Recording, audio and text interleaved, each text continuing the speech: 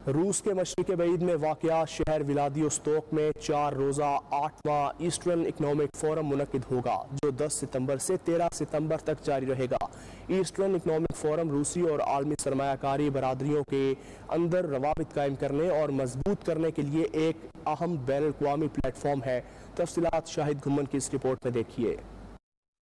रूस के मशरिक़ बईद में वाक़ शहर व्लादिवोस्तोक में 4 रोज़ा 8वां ईस्टर्न इकनॉमिक फोरम मुनक़िद होगा, जो 10 सितंबर से 13 सितंबर तक जारी रहेगा। ईस्टर्न इकनॉमिक फोर्स रूसी मशरिक़ बईद की इक़्तिसादी सलाहियत, उसके पेश करदा सरमायाकारी के मौक़े और आला दर्जे की ख़ुसूसी इक़्तिसादियात के अंदर कारोबारी मौक़े पैदा करने के लिए ख़ुसूसी अहमियत का हामिल समझा जाता है। रूसी सदर व्लादिमीर पुतिन हर साल की तरह इस साल भी फोरम में शिरकत करेंगे। रूसी सदारती तर्जुमान दिमित्री पेस्कोव के मुताबिक रूस के सदर व्लादिमीर पुतिन 12 सितंबर को 8वीं ईस्टर्न इकनॉमिक फोर्स के मुकम्मल इजलास में शिरकत करेंगे। सदर पुतिन व्लादिवोस्तोक के मुकर्ररा वक्त के मुताबिक दोपहर 3 बजे फोरम के मुकम्मल सेशन से खिताब करेंगे। फोरम की कामयाबी का अंदाजा इस बात से लगाया जा सकता है कि गुज़िश्ता बरस ईस्टर्न इकनॉमिक फोरम 2022 में रूस समेत 68 ममालिक और खित्तों के 7000 से जायद शुरका और मीडिया के नुमाइंदों ने शिरकत की थी। इसके अलावा 700 कंपनीज के तकरीबन 1700 कारोबारी नुमाइंदे भी शरीक हुए। मरकजी प्रोग्राम के हिस्से के तौर पर 100 से ज्यादा तकरीबात मुनक्किद की गयी। तकरीबात में 750 से ज्यादा मुकर्रीन और मॉडरेटर्स ने हिस्सा भी लिया।